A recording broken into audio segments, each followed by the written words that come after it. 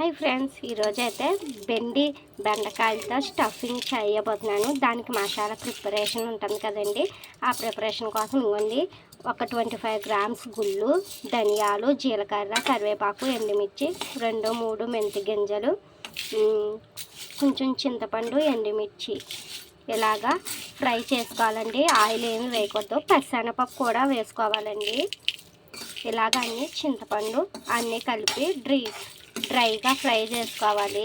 Fry చేసేసుకుని water పెట్టేసుకోవాలండి మెత్తగా. పైన వాటర్ అంటా చూసారా, అలాగే మెత్తగా వాటర్ చేసి పెట్టుకోవాలి. మిగతా ప్రాసెస్ చూపిస్తాను వాటర్ చేసి వచ్చాక.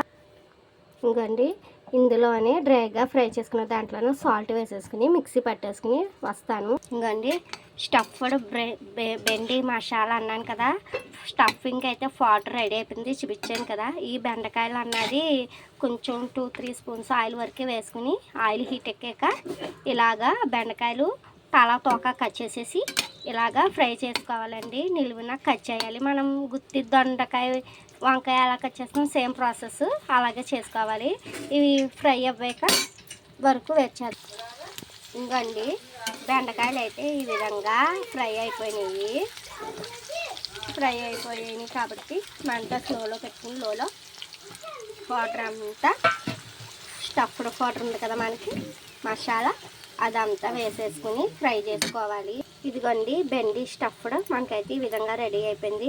ఈ వీడియో మీకు నచ్చిందని నేను ఆశిస్తున్నాను. లైక్, షేర్, సబ్స్క్రైబ్ చేయండి. ఇలాంటి మరిన్ని యమ్మీ వీడియోస్ మీ ముందుకు తీసుకొచ్చే అవకాశం ఉంటుంది. అండ్ మీ లైక్, షేర్, సబ్స్క్రైబ్ తోటి నా ఛానల్ మోటివేషన్ అవుతుంది.